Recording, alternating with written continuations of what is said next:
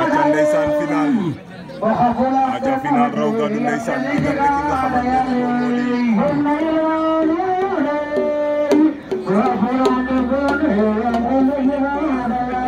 aca final raw gadu waxa boobu diggante barrage bu Bettenty ñiig bu Felir aca ndeysaan maa ngi bëgge waa Felir rawatina Madou Sarr ndeysaan borom Mouride TV bëgge naa ko siyaar naa ko aca ndeysaan di bëgge waa Felir aca waa Bettenty maa ngi leen di bëgge di leen siyaar aca di leen kontaane aca di bëgge waa 100% Ngouloum TV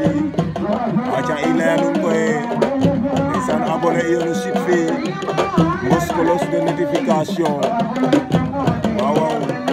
le 19 avril 2024 aca ndeysaan meke na ker Layil Socé aca mis fe a ref naak leng ndeysaan waaw nu raw gadu ka diggante ñiig Felir te andoona yee ten refu barrage bu Bettenty ñiig Felir barrage bu Bettenty aca arbitre dafa sifflé aca ndeysaan ñiig Felir moo ñu woon ginnaaw barrage bu Felir mooy Ndamali waaw di bëgge waa barrage bu Bettenty di bëgge waa Bettenty ndeysaan di leen siyaar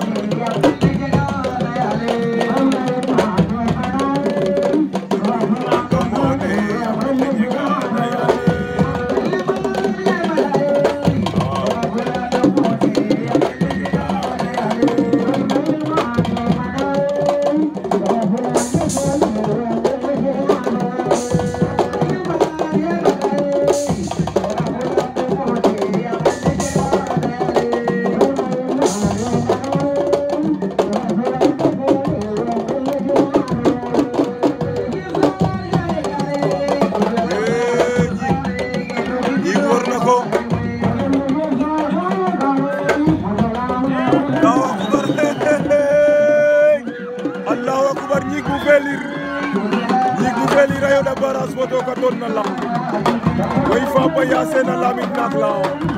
goni ñiig bu Felir dan na barrage bu Bettenty de vite fait bien fait final fa xola abonné Ngouloum TV télé askan abonné Ngouloum TV télé askan